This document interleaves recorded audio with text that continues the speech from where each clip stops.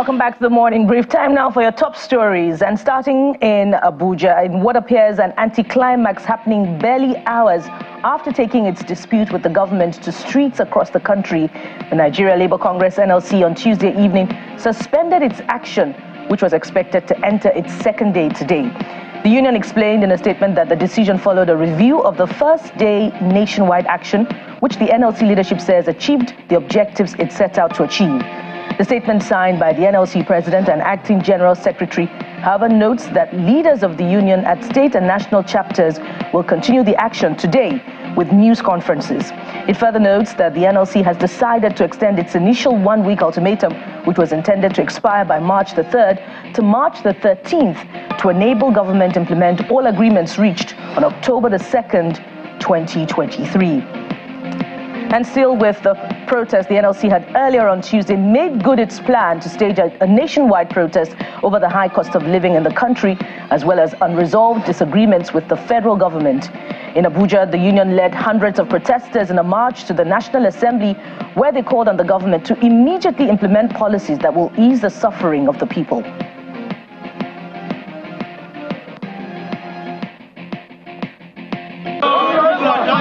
All over, in all the states of the Federation, the NLC is sounding it loud and clear that Nigerians are hungry, that our currency is weak, that transportation is high, that there is insecurity everywhere, that there is unemployment everywhere, that the wage is insufficient. I want to assure you that this letter will be discussed immediately at the plenary session. The leadership of the National Assembly feels what you feel. You will see our reaction. And as the NLC protests went on across the country, a pro-government group also staged a counter-protest in Abuja. The group, which converged on the Unity Fountain before marching to the National Assembly, describes the protests by the NLC as unnecessary and asked that the workers' union engage in dialogue with the government. The group also accused those they describe as fuel subsidy cabals of sponsoring protests against the government.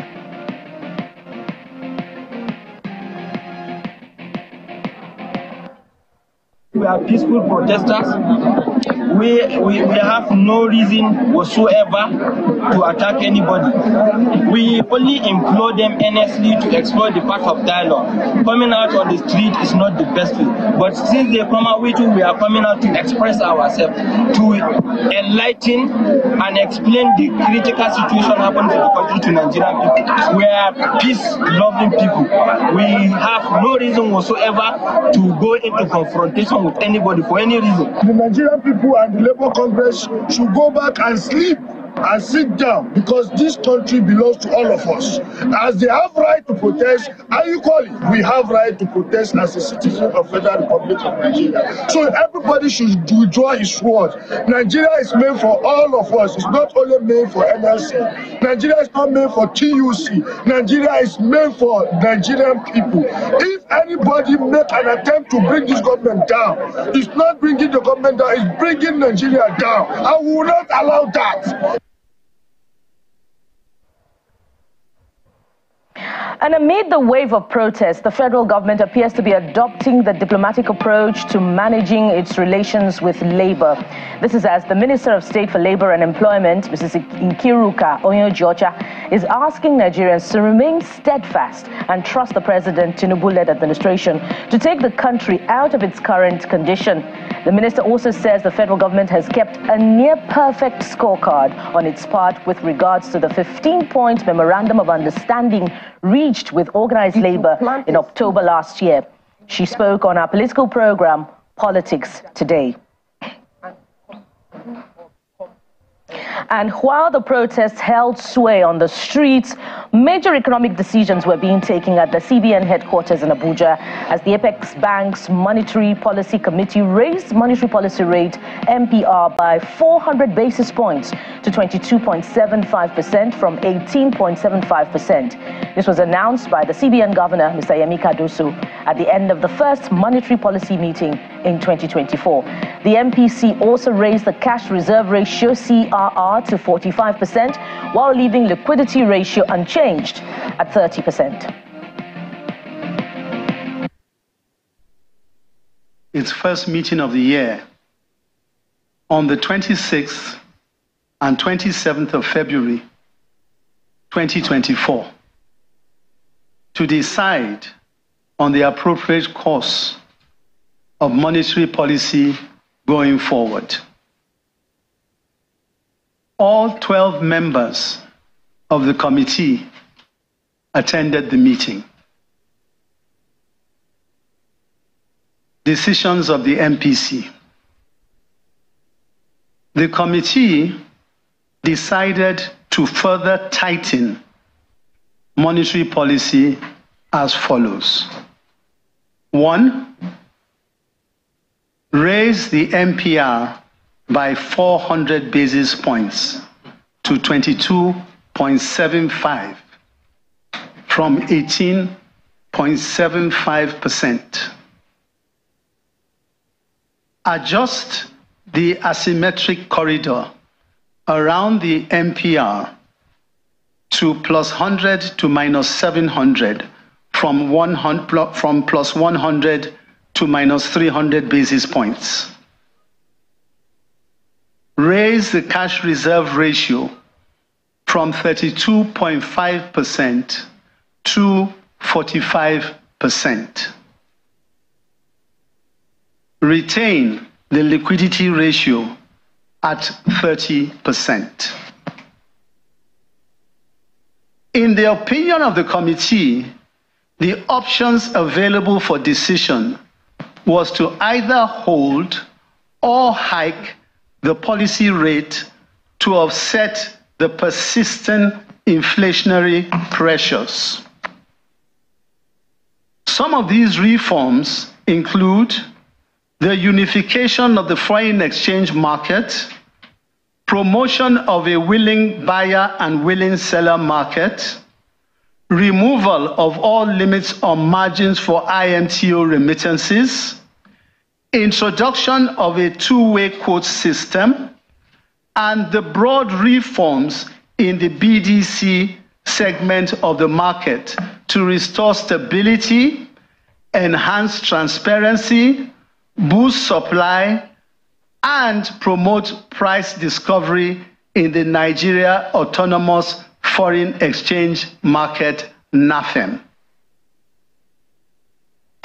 In the meantime, a bill for an act to amend the Central Bank of Nigeria Act 2007 to strengthen the bank has scaled second reading. The bill proposes an amendment to provide a single non-renewal term of 6 years for the governor and the deputy governors of the Apex Bank.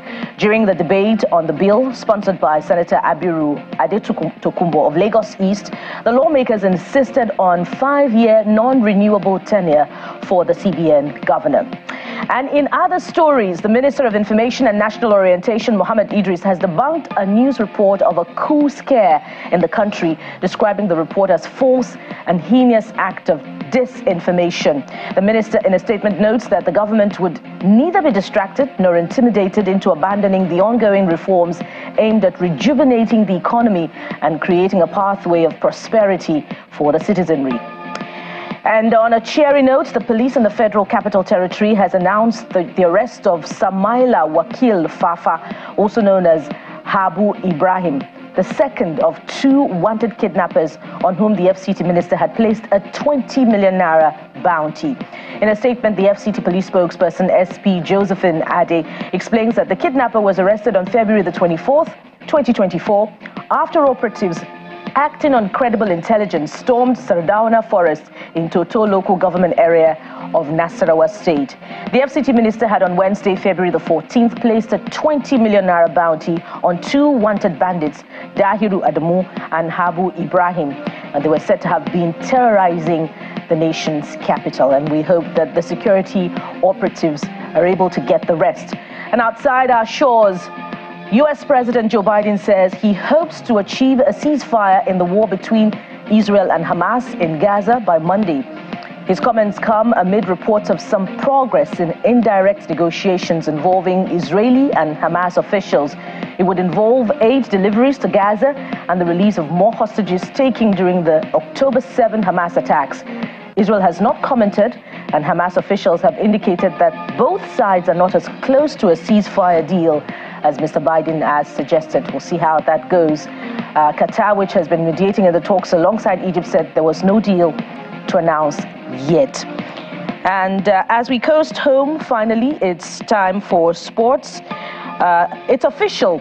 Reigning African women's champion of South Africa have set up a 2024 Olympic qualifier clash against 9-time African champions, the Super Falcons of Nigeria. Bayana defeated Tanzania in the return leg of the qualifying fixture 1-0 in Johannesburg to advance 4-0 on aggregate, having won the first leg 3-0. Both sides will meet in April for the final round of qualifiers. South Africa is chasing the first Olympic ticket since Rio 2016, while the Super Falcons are targeting their first in 16 years.